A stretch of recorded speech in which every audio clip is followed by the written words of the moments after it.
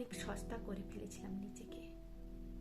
কারো কষ্ট দেখলে নিজেকে কষ্ট পাওয়া, কারো মন খারাপ শুনলে তাকে হাসানোর চেষ্টা, কারো খারাপ সময়ে মেন্টালি সাপোর্ট করা, খুব সহজে মানুষকে বিশ্বাস করা, অল্পতে মানুষকে আপন মনে করা, কাউকে ভেবেই কবিতা লেখা।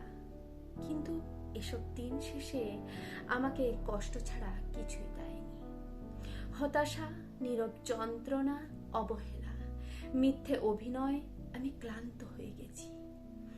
আমার সকল অনুভূতির মৃত্যু হোক, অনেক হয়েছে, আর না। এবার নিজেকে ভিন্ন রূপে করতে চাই, নিজেকে ভালোবাসতে চাই, নিজের জন্য বাঁচতে চাই, নিজের মনকে শক্ত করতে চাই। আর নয় চোখের জল, আমি প্রাণ খুলে হাসতে চাই। অবশ্য বাঁচতে হলে হাসতে হবে।